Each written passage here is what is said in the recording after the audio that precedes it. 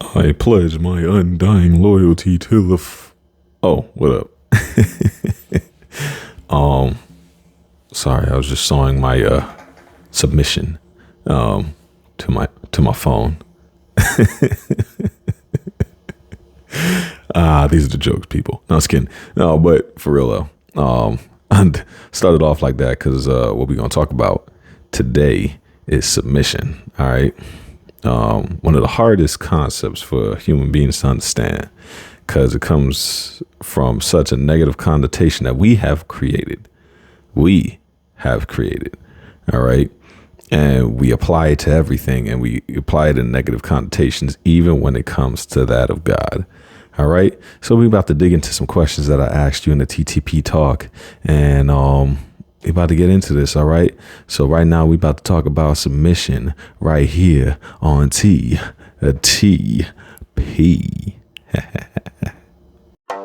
Yeah. Yeah. Yeah. So what? Keep your head up, right with me, let's go. Keep your ears up and listen to me, let's go. Keep your head up, right with me, let's go. Keep your ears up, listen to me, let's go. Keep your head up, right with me, let's go. Keep your ears up, listen to me, let's go.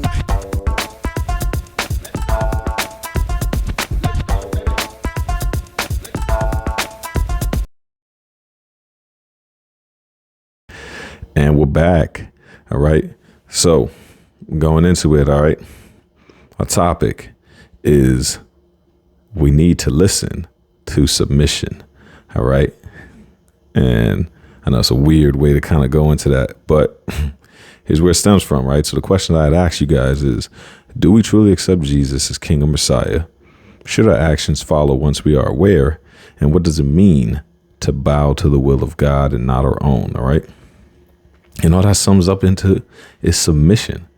Okay, I could answer all these questions individually, but that just sums up to submission, all right? And submission, as we know it, right, as we try to understand it, is the action or fact of accepting or yielding. That's the part that we hate, yielding to a superior force or to the will or authority of another person, right?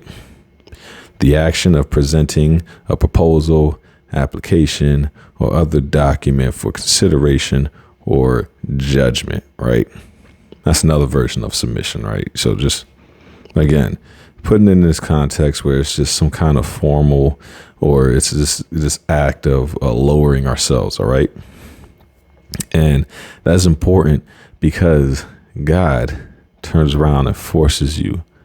And again, I'm using these words on purpose because we got to get out of this thing where we let these earthly dictations of these definitions turn around and apply the same association to God, and then assume that the person who's using in this context, such as myself in this moment, is brainwashing, right? Oh, well, that doesn't sound like something God would do and everything like that. It's just like context is key, all right? And it's not what you say, it's how you say it, all right? And God says stuff that usually triggers us in this realm, but he means it in a totally different way, all right? And submission is one of them. Bible definition, right? So it means humbly sharing your opinion with him. It means not invalidating him, especially in front of others. It means trusting his decisions as leader while feeling empowered to give your own point of view. The condition of being submissive, humble, and compliant. All right. So submissive takes characteristics of showing dependency. All right. It's not about God turn around and associate. God doesn't need you to turn around and justify the fact that he's the creator. Come on, y'all. He's the creator. He's the reason you exist. You really think God needs you to justify the fact that he is the creator? He can justify that with or without your approval. All right. Let's keep it 100. All right? Let's keep it 1,000. However, the reason why God interacts in this relationship is because it means nothing without the understanding of why there's a dependency. The submission means nothing unless you understand what you're being submissive for. All right. And that's the part that people overlook, because everyone gets so caught up in the authority part. Even, we're talking about submission now, as we know it in the earth realm. Everybody gets so caught up in the authority part, or being superior, right? Or trying to, puff your chest, right? And that's not what it is about, because it's a responsibility. All right. There's a pressure on the other end that God likes to turn around and back up when it comes to that submission, right? And again, it comes to not invalidating him. Your source is God. All right. So when you're submissive to him, you are acknowledging the fact that everything you are comes from God, and that validates God's existence in your life. And it makes it clear for other people to see it and see the difference. All right. And like I said, especially in front of others. OK, it's not for him. It's not for him to just be like, ha, I'm better. It's for others to see that, through giving God that respect. All right. Look how much is your life developed. Look how much that your life that you have, that you've gained. Right. And people can't see that, but you thinking that you the reason for you being the way you are. Right. Trust and decisions in the leader. Submission is leadership. There's a responsibility of that submission. All right. God wants you to put it on his back. When God gets his name by people understanding that when you put it on God and God's name is on the line, he's going to deliver. All right. God's not going to put his name on the line and not deliver. All right. So that submission is key, because once you turn around and say, I submit to you, God, God's understanding is now, okay, I got you. All right. I'm putting in the real context, man. God's like, I got you. All right. My name's on that. Respect, and then, it's an empowering thing. So that submission and understanding your source of power gives you that power back, because it creates a level of vulnerability that is so much bigger than yourself. And that power is automatically given back to you. So as you give it to God, God gives it back to you. That's actually literally the way it works. If you get nothing else for anything I ever said about God, God empowers you to be able to do a lot of the things that you do, that you ask God for yourself. But he asks you to look to him first. Because again, that validating is trying to make, there's a humbleness to it. Again, that's why it says humble. It's a humbleness to it. Understand where it comes from. If you understand where it comes from, boom, you got it. All right. But you can't get it if you don't understand where it comes from. All right. And then it's a compliance. All right. It understands that you understand that there's a level to this stuff. Right. And when there's your level and when there's God's level. And that is important to maintain and understand. So, going deeper into it, I'm going to let Psalms take the wheel on this. Right. And this is from the NLT version. So Psalm says, this is Psalm 16, verse 2. I said to the Lord, you are my master. Every good thing I have comes from you. Boom. So if you need context, because I'm very keen on telling you something, showing that it's from the Bible. I'm not making this up. I'm not scrambling it. We're not going to play this whole, I'm going to sway words to try and give you the point of view. It's in the Bible. Go read it. Don't take my word for it. Go read it. Get your own translation. Your translation is going to be the same way. You're going to depict it in different ways and dissect it. But at the end of the day, your conclusion is going to be the same. Just depict it in a different way, because God speaks to us differently. All right. But the end result is it comes from God. That's constant.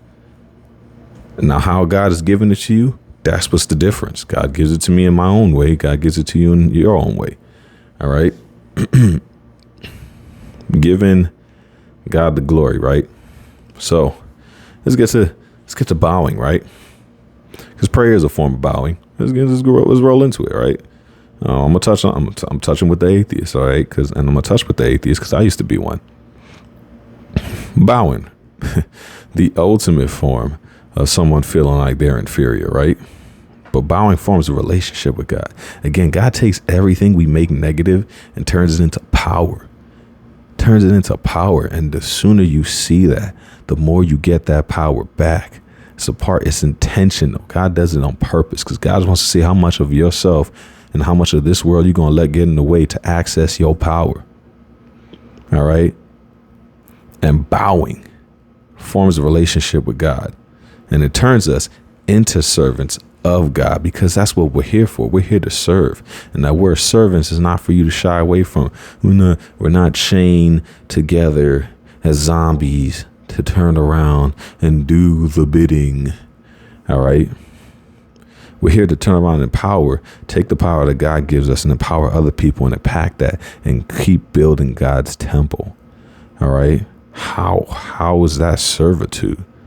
That's the most empowering thing I've ever heard. Sign me up for that. If that's servitude, that's a whole lot better than when we get up from a 9 to 5. That's servitude. That's real. That's the way you understand it. That's servitude. Bowing before God does this by making us aware of our limitations and our need for leadership. All right. While habituating us to take initiative in serving God. Okay. Again, understanding, acknowledging where that power is. Turn around and passing and relinquishing yourself to God, and God going, all right, I got you. Boom. And giving that power back to you. All right. So all this bowing, all the servitude, all the submission, and all the relinquishing creates a level of vulnerability, a level of humbleness that lets God know I can trust you with this power that I'm about to give you, that you're asking me for. But he can't do it if you can't get out your own way. All right. Hear me on this. Yes, I did bump my nose on that mic, but it's okay. I catch everything. But hear me on this, man. I don't know any other way to explain it. That's powerful. Vulnerableness is powerful, man. You don't let this world fool you into thinking being vulnerable makes you weak, bro. It don't. Some of the greatest leaders coming from vulnerable moments. Some of the greatest quotes came from vulnerable moments. Some of the greatest songs came from vulnerable moments. Some of the greatest ideas came from vulnerable moments. Submission. Understanding right then and there, I don't have the answer. I don't have it. But here's what I do know. And then coming to them. All right. So, bowing teaches us and others what it means to be servants of God. Because again, we're here to serve. That's what we do. It's all service. You want the power, you want the leadership, you want all that stuff like that comes with a level of responsibility. All right. And that responsibility is to other people. You do not deserve it if all you're going to do is hoard it and utilize it for yourself. Who is that helping? Who is that impacting? I'm not impacted by it, just impacting you.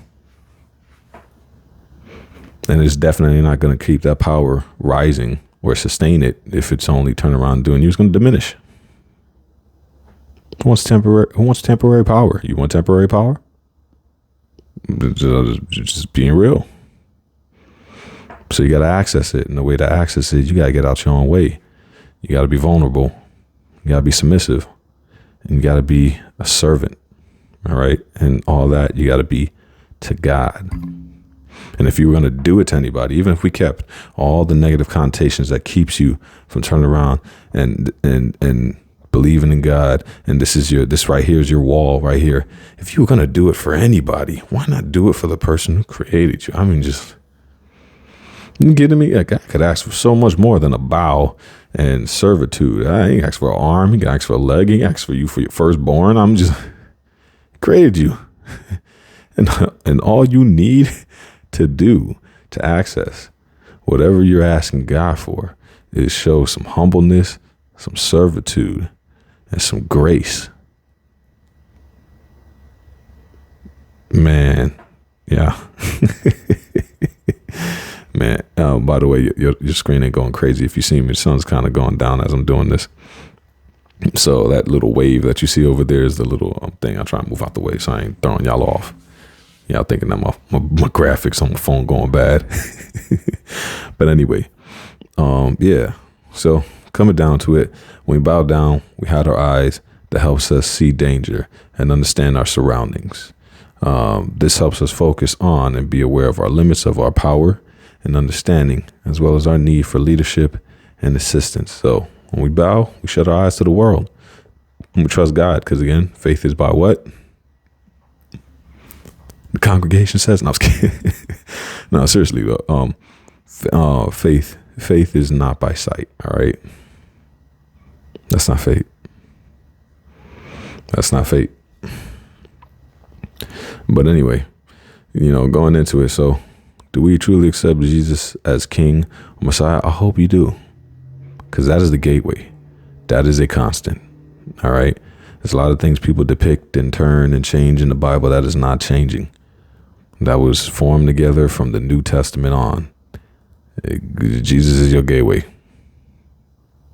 That's period. Should our actions follow once we are aware of that? Yes. Just like anything else, just like how you would with anything, just like when you turn around and you join a job and you conform to what the rules and logistics of the job is. What's our principle? What's our model? What's the story? And it's the same thing. It's hilarious when we have doorstops and we have these little stopping points when it comes to the word, but we turn around, we give the same thing that the word is asking for in the simplest and the purest forms. We give it to the most unworthy and self-serving aspects of our life. Submit to God, gain access to your power, that energy, be able to accomplish things that you would normally be able to accomplish on your own. Submit to your job and get red eyes, overwork, hard labor, and back pains. I'm not being facetious. I'm pointing stuff out because it's how we think. It's how we are. This is stuff I used to turn around and contest with. And every now and again, I have my moments because I'm not perfect. It's not a formula. Being faithful to God is a growing process every day. You're not going to have it and all together at the end in just like 5 seconds. It's not going to come like that. It's a growing process every day because every day we're flipping that coin that I told you guys in one of my video. Every day you're flipping that coin. So you gotta constantly keep making sure that coin is flipping on the right side. All right. And then finally, what does it mean to bow to the will of God and not our own? It means empowering ourselves by first acknowledging the one that we get our power from. I'm gonna keep it just simple like that, right? Acknowledge first, be humble, be compliant, show service, show respect to the one where you get your power from, and watch everything that you want to accomplish, you want to achieve, you want to build, you want to grow in, come back to you tenfold, because he's going to give you that power. But he needs to understand who's on the receiving end of that power, because that power ain't just for anybody.